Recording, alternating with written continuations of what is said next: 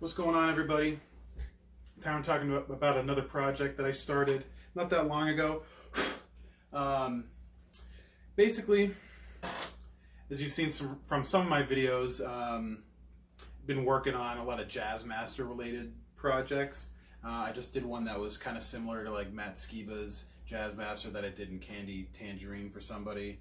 I did some work for a friend of mine who had bought a Jazzmaster from Steve from Newfound Glory, and that just, all those couple of things, and there was the pinkish one that I did, all those things just kind of made me want to do something of my own. And I was having a hard time deciding on the color, and I didn't want to wait anymore because, you know, Warmoth, if I'm getting something custom painted from them, it could take anywhere from a month to 2 months to get. And it was actually on the quicker side, this got to me in about a month.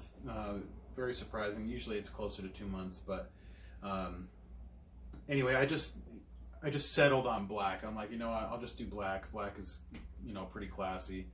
And almost right away I knew that I had made the wrong choice, because I just feel like black guitars aren't really for me personally. So before this even got here, I knew that I was just gonna turn it into a project to sell, and I think it came out really, really nice.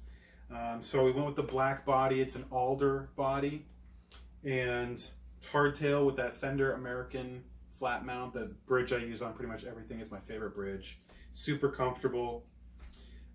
Single volume knob, and although I was kind of emulating the Tom DeLonge thing, like on his white subsonic Jazzmaster, his volume knob is parallel with the bridge pickup, which is what he always did, like on his Strats and stuff. But on the Newfound Glory one that I did, he had it in the tone knob position, you know, that's parallel with the bridge, and I actually prefer that a lot. So I went with that.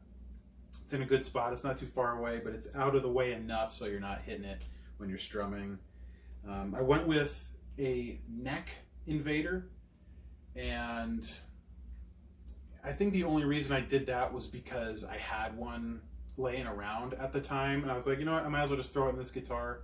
I already know I like the way that the neck Invader sounds, because it's a little more versatile than the bridge Invader, which is just super, super hot, and it's a little harder to tame, but it still kind of retains that fat, kind of overdriven sound. It's just a little easier to control. So I put that in there.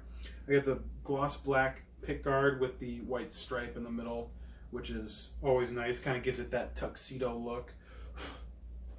And then I decided to go with a Fender all maple neck, and I do like the maple fretboard against the black body. Most of the time I do prefer rosewood fretboards, but I thought that it would just be kind of a classy look, and you know, I think it really works. You know, I don't like having the rosewood or just a darker fretboard in general on a black guitar. It just kind of makes it too black or too dark for me.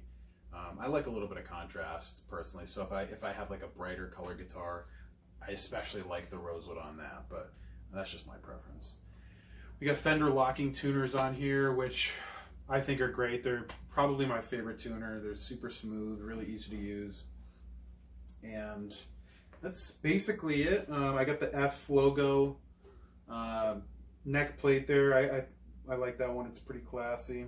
And then just the normal string ferrules there, and that's pretty much it. I got the side football style jack on this one. I actually took this from an older build that I just had lying around. So it's not in perfect condition.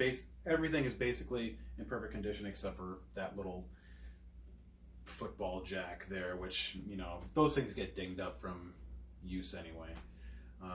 I forgot to mention this is definitely a actual Fender neck. It's not a Warmoth neck that I put a logo on or anything, and it's from the American Professional line, which is basically the only line that I know of that you can get a Fender Jazzmaster neck with a maple fretboard. Like any other Jazzmaster I've pretty much seen, at least for like the newer ones where you can actually get the necks for, have had rosewood or Pau-Ferro fretboards now. So the neck is definitely American, high quality. It's one of the more expensive necks I bought, and it's super comfortable. Fretwork is really good, nice tall frets, so it's really good for, you know, a lot of different types of playing. It's easy to like bend and stuff like that. So let me know what you think. This is sold already. I don't know if I mentioned that, but I did list it for sale the other night on my Reverb page, and it has since sold. I have the yellow Tom DeLonge style Mustang up for sale as well. That one is not sold yet. And yeah, if you missed it, I posted a couple covers already using this guitar. I did a cover of Stockholm Syndrome by Muse, and I used it in a cover for a Paramore song called Decode, and I think it sounds great. You know, it does the lead stuff really well. It does you know, the thick kind of rhythm tone stuff really well too. So I think it really turned out well. I think it plays great, and I hope it makes the new owner very happy. So another thing I forgot to mention, I do have another Jazzmaster build planned, because once, like I said, I decided the black body just wasn't going to be what I wanted. I decided that I wanted a red body, so I'll be having a red Jazzmaster style body coming pretty soon, and that'll be a keeper for me. That's not going anywhere, at least not anytime soon. So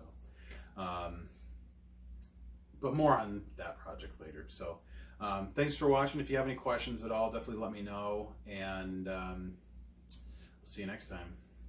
Later.